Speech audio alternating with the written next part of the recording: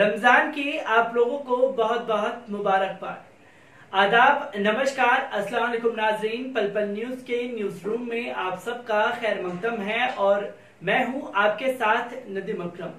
लगातार मीडिया द्वारा एक दुष्प्रचार किया जा रहा है और मुसलमानों को लगातार टारगेट किया जा रहा है और इसकी खबरें लगातार आए दिन हम लोगों के सामने आ रही है, जहां किसी को भी हत्या कर दी जा रही है या भीड़ घेर करके उसकी मॉब लिंचिंग कर दे रही है।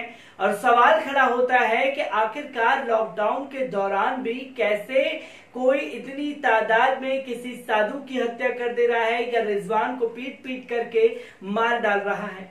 पर इन सवालों के जवाबों को छुपाने के लिए जो मीडिया प्रशासन मिलकर के खेल खेल रहा है वो है तबलीगी जमात और मौलाना साद साहब।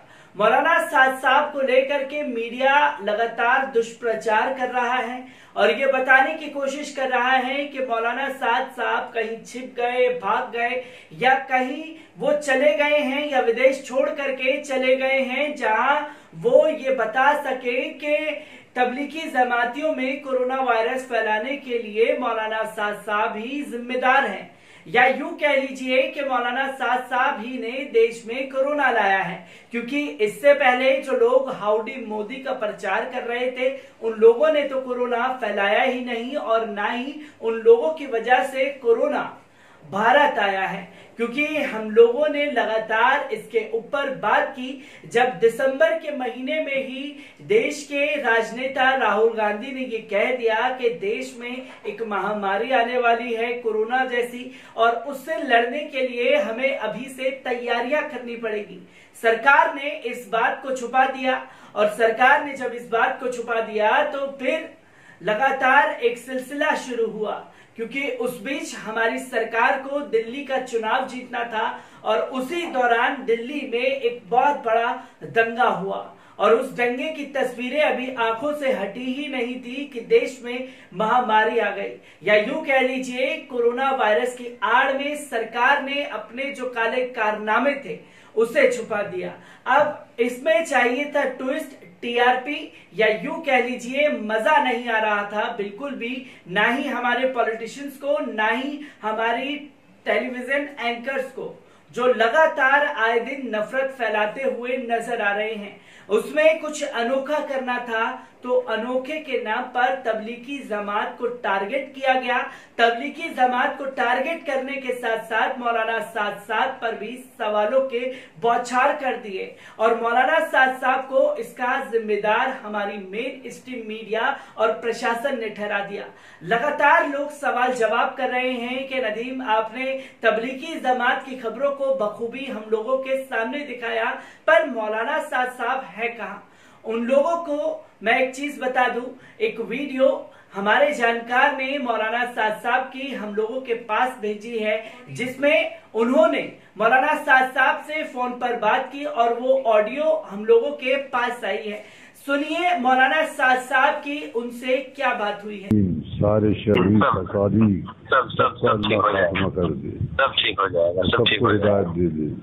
आमीन आमीन। मैं यही दुआ कर रहा हूँ अल्लाह ताला इस वक्त काम करने वालों को जहाँ भी कोई नागवारी तकलीफ आ रही है अल्लाह ताला उसको उनकी हिदायत का जरिया बना दे। मेरे लिए तो दुआ कीजिए आप। और मेरा आपके लिए मुस्तकिल दुआ कर रहा हूँ, आपके लिए मुस्तकिल दुआ कर रहा हूँ। अब्दुल्ला आपकी खिदमत में लगा हुआ है, इंशाअल्लाह अल्लाह ताला मदद फरमाएंगे, अल्लाह ताला फरमाएंगे। और हिदायत भी दीजिए, क्या करें? बस यही करते रहिए जो कर रहे हैं। अच्छी बात। मेरे साथ मेरे मौलवी अब्दुल्ला भी हैं, माशाअल्लाह। मौलवी अब्दुल्ला के लिए भी दुआ कीजिए। जरूर दुआएं करेंगे इंशाअल्लाह। खूब काम ले। आमीन आमीन आमीन। और आपके हवाले हो जाएं इंशाअल्लाह इंशाअल्लाह। जैसे बाप हवाले रहे भी हवाले रहेंगे इंशाअल्लाह। अस्सलाम वालेकुम। और कोई हुक्म? बस दुआओं की दरखास्त। अल्लाह आपकी उम्र में बरकत दे। आमीन आमीन आमीन। साया आपका तादीर हमारे सरों पर कायम रखे। आमीन आमीन आमीन आमीन। वालेकुम अस्सलाम। तो दोस्तों, आपने देखा कि मौलाना साद साहब से बात करते हुए एक शख्स वो लगातार कह रहे हैं कि आप हमारे लिए दुआ करिए और दुआएं हो रही हैं और वो हिदायत भी मांग रहे हैं कि बताइए क्या किया जा सकता है। इसको लेकर के मीडिया में तोड़ मरोड़ करके बातें कही जा रही हैं और इसमें कहीं भी कोई ऐसी बात नहीं है जो देश को तोड़ने की बात हो या देश में जो महामारी फैली हो उसके बारे में जिक्र किया जा रहा है।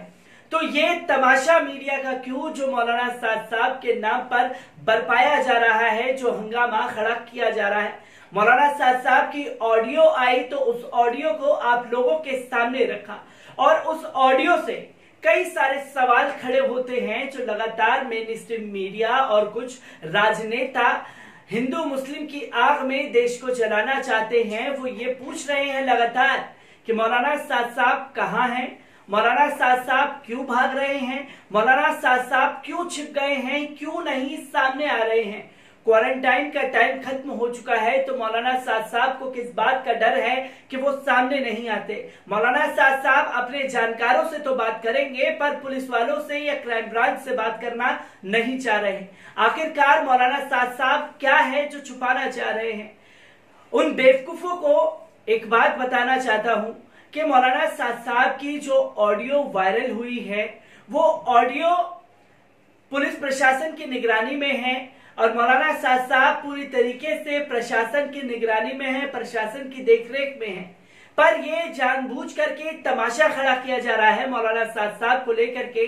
अगर मौलाना साद साहब कहीं छिपे होते, भागे होते या डर के मारे कहीं और चले गए होते तो मौलाना साद साहब की ऑडियो के जरिए उन्हें पकड़ा जा सकता था। पर वो एक तमाशा बनाना चाहते हैं मौलाना साद साहब के नाम पर, मुस्लिमों को डरा करके ये बताने की कोशिश कर रहे हैं कि मौलाना साद साहब ने जो किया वो गलत था। यकीनन लोग इस बात को मान रहे हैं पर अचानक से हुए लॉकडाउन में किसका कसूर था कि वहां पर 2,500 से 2,000 लोग रुक गए। जिन लोगों को भेज दिया गया बचे सिर्फ 1,500। जिनके पास पैसा था वो अपने घर पहुंच गए, जिनके पास नहीं था वो अचानक से हुए लॉकडाउन में फंस गए। पर इसके बाद तबलीगी जमातियों को मरकज से निकाला गया और तमाम जगहों पर शिफ्ट किया गया, उनकी जांच कराई गई और उस जांच में लगभग क्वारंटाइन किए गए जमातियों की रिपोर्टें नेगेटिव आ रही है। मीडिया ये बताने की कोशिश नहीं कर रहा। जहां सुल्तानपुरी में 800 से 900 तबलीगी जमातियों को ठहराया गया है उसमें 900 के 900 तबलीगी जमातियों की रिपोर्ट जो है वो नेगेटिव आती है।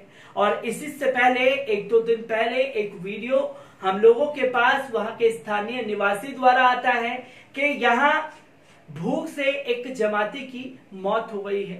आखिरकार भूख से मौत हुई है जमाती की, इसके ऊपर बात नहीं करनी। मौलाना साद साहब की एक ऑडियो को तमाम तरीके से तोड़ मरोड़ करके पेश किया जा रहा है, उसके ऊपर ये लोग तमाम तरीके की बखान करते हुए नजर आ रहे हैं। अगर ये ऑडियो वायरल हुआ है सर्विस लेंसेज में लगा करके मौलाना साद साहब की निगरानी की जा सकती है, मौलाना साद साहब को पकड़ा जा सकता है। आखिरकार पकड़ा भी क्यों जाए जब लगातार मौलाना साद साहब के सवालों के जवाब दिए जा रहे हैं। उनके वकील लगातार क्राइम ब्रांच के हर एक सवाल का जवाब दे रहे हैं। कोर्ट में मामला चल रहा है तो कोर्ट में जो भी ऑर्डर आएगा उसी के आधार पर मौलाना साद साहब काम करते हुए नजर आएंगे। तो ये जो मीडिया एक तमाशा मौलाना साद साहब के नाम पर फैला रहा है उससे बचिए, क्योंकि लगातार ये सवाल खड़े हो रहे हैं मौलाना साद साहब पर। ये मीडिया मौलाना साद साहब के ऑडियो को तोड़ मरोड़ करके तो पेश करेगा पर यह मीडिया तबलीगी जमाती की मौत भूख के कारण हो जाएगी उस पर नहीं करेगा। मैं मौलाना साद साहब से जुड़ी तमाम जानकारियां लेकर के आपके सामने हाजिर होता रहूंगा। तब तक के लिए दीजिए मुझे इजाजत। शुक्रिया।